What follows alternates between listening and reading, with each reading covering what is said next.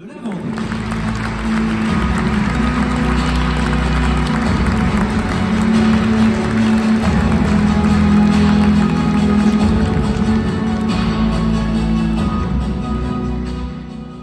Alain Leboeuf, 2024 sera certes l'année des grands événements, entre autres chantiers. Oui, tout à fait, ce sera l'année des grands événements, mais aussi, j'ai envie de dire, des petits événements du quotidien. On va avoir l'occasion de le redire. En tous les cas, merci beaucoup à ceux qui viennent de participer à cette table ronde. Merci aussi à ceux qui ont témoigné, qui nous ont expliqué combien ils étaient heureux et impliqués dans ce service qu'ils essayaient de rendre globalement, y compris ceux qui disent moi je ne savais pas trop ce que c'était le bénévolat, puis finalement je m'y suis intégré et j'y ai trouvé intérêt. Alors, ce soir, je devine que vous attendez qu'on puisse vous parler un petit peu de la Vendée, et c'est ce que je m'apprête à faire. Je voudrais d'abord saluer Monsieur le Préfet. On a un préfet qui aime la Vendée et qui a su s'impliquer dès qu'il est arrivé ici. Et moi, Monsieur le Préfet, je veux vraiment vous dire merci d'aimer les Vendéens, d'aimer ce service, vous aussi, à travers les services préfectoraux que vous mettez à disposition de tous. Merci beaucoup, Monsieur le Préfet, à vous et à vos services. Je voudrais bien sûr saluer les parlementaires, nos députés, nos sénateurs, sénatrices, bien évidemment, et nos députés avec un E. Je voudrais saluer aussi le sénateur qui était ici avant moi, mon cher Bruno, président de ce département. Yves n'a pas pu nous rejoindre, mais on a pu échanger avec lui encore ces derniers hier, pour tout simplement. Je voudrais saluer très chaleureusement notre présidente du Conseil régional des Pays de la Loire.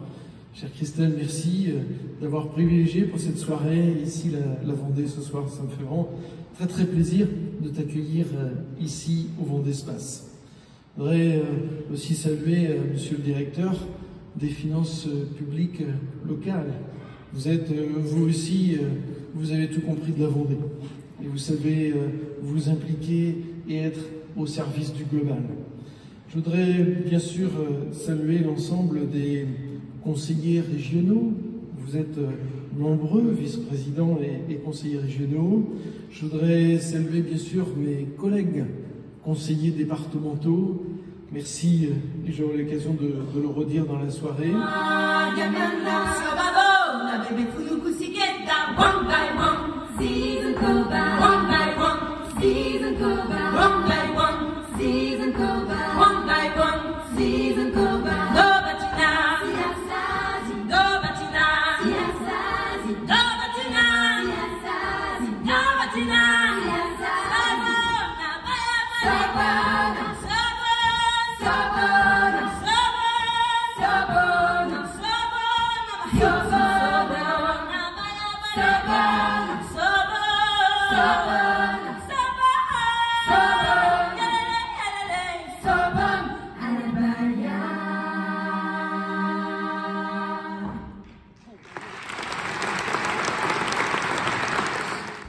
Encore plus régulièrement, et j'allais dire, et même toute l'année, et non plus tous les 4 ans.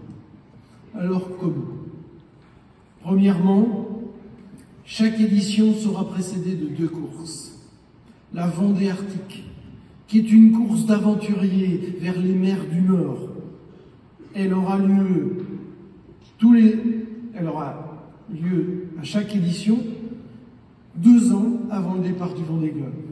Et puis la New York Vendée les Sables d'Olonne dont je viens de vous parler, qui sera toujours, elle, la dernière course préparatoire au printemps précédant le départ du Vendée Globe. 3 courses désormais. Et deuxièmement, comment faire vivre?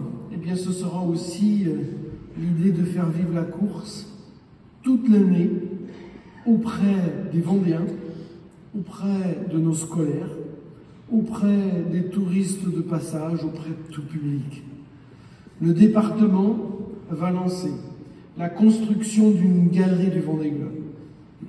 Ce sera aux Sables d'Olonne, à proximité des pontons du Vendée Globe. Nous, département, nous construirons le bâtiment, la coque, et nous confierons la scénographie et la gestion de l'équipement à une entreprise privée. Nous distinguerons l'investissement initial que nous contiendrons des charges de fonctionnement qui seront confiées à l'entreprise privée. Nous sommes en train de définir le cahier des charges de la scénographie avant que les candidats nous présentent leur meilleur projet pour évoquer sans doute l'histoire du tour du monde, l'aventure vécue par les marins, la connaissance des océans. Il faudra que ces porteurs de projets soient inventifs. Je souhaite aussi qu'ils en fassent un défi technologique pour que le visiteur soit totalement immergé et se retrouve au milieu de l'océan, sur une mer calme, sur une mer formée, ou sur une mer déchaînée, au Cap Horn, au Cap de Bonne-Espérance. Je vous laisse libre cours à votre imagination et à ceux qui postuleront. Alors après le sport, parlons culture. Le département continue de faire des choix budgétaires et le choix de la culture n'est pas un luxe. C'est pour nous un impératif et nous voulons continuer de dynamiser la Vendée avec une offre culturelle. Et j'ai même envie de dire avec une excellence culturelle que nous retrouvons bien sûr déjà sur nos sites départementaux.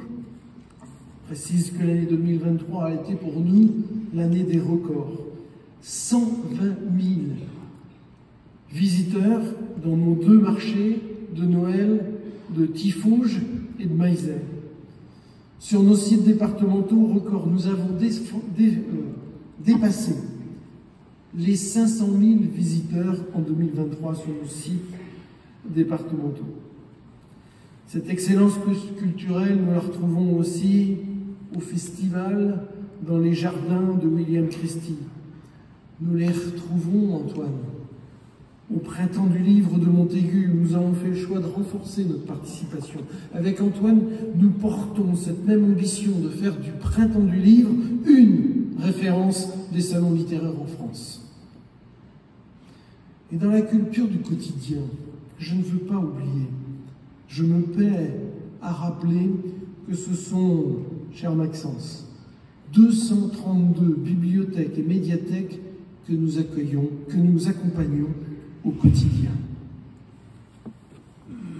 Et puis, Mireille, sur l'un de nos sites départementaux, en 2024, du 17 au 26 mai, nous allons accueillir au logis de la Chaboterie les Floralies internationales France. Plus de 33 pays seront représentés. Nous allons pouvoir transmettre, je le sens, je le devine, je le souhaite, la passion du vivant et du végétal au plus grand nombre, à toutes les générations et bien sûr aux jeunes générations en particulier. Un moment unique où chacun pourra s'émerveiller devant la beauté de la nature. Et je vous invite tous à mettre vos communes, vos entreprises, vos sièges d'exploitation aux couleurs des Floralies. Il faut que nous en fassions la grande fête de la Vendée autour, encore une fois, du végétal. Alors après vous avoir parlé de culture, de sport, de grands événements, j'insiste, mais nous devons nous engager aussi en matière d'écologie.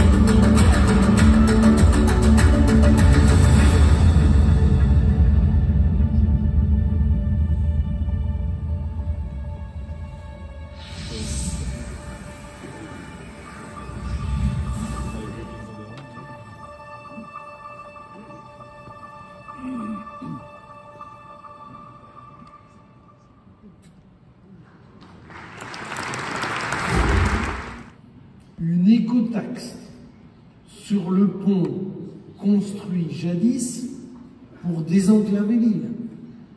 Mais c'est quoi ce pompon? Un pont pour désenclaver et maintenant une taxe pour privatiser? Alors je le dis très simplement, très calmement, il ne sera pas possible à la fois d'accepter un déport démesuré de la circulation depuis le pont vers le Gouin et à la fois travailler à une amélioration esthétique et paysagère de ce patrimoine unique au monde. Et d'ailleurs, de ce site de référence pour tous les pêcheurs à pied de Vendée. Une écotaxe pour l'environnement de l'île, et on oublie l'environnement du Gouin. Et puis je vous le dis, ça suffit. On veut une fois de plus gérer les flux avec des taxes, alors que, je le dis, arrêtons de taxer sans cesse les automobilistes.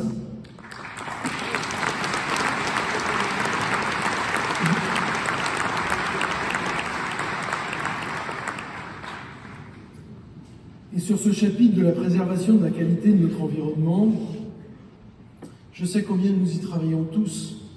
Sérieux ? Les Sables d'Olonne, Mareuil. Eh bien, sachez que le 30 novembre dernier, j'ai reçu au conseil départemental le secrétaire général d'Orange, M. Nicolas Guérin, qui nous a fait l'amabilité de se déplacer, avec en particulier Madame Fontaine, qui est ici présente ce soir, Madame la directrice régionale.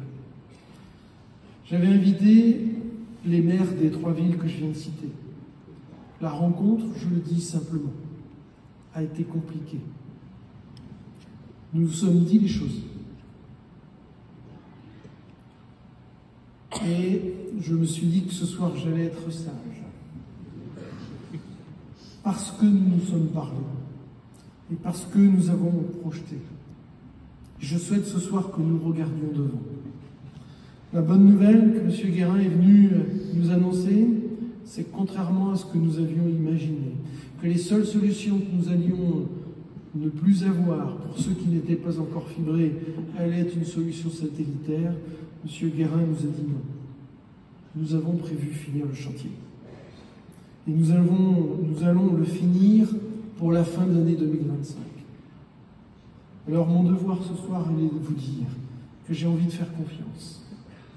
Même si cette confiance a été à certains moments un peu mise en difficulté, ce soir je veux le dire dans ce sens-là, et j'espère pouvoir, au vœu de l'année prochaine, vous dire que nous avons bien fait.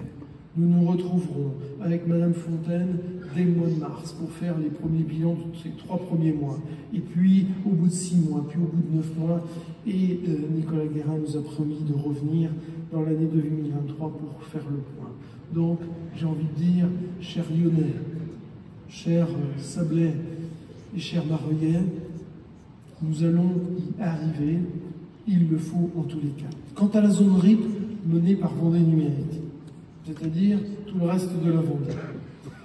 Alors ce soir, après avoir, je le dis, beaucoup tremblé, et avec les équipes beaucoup douté, eh bien, nous avons, et j'ai l'immense joie de vous annoncer que nous avons réussi l'impossible.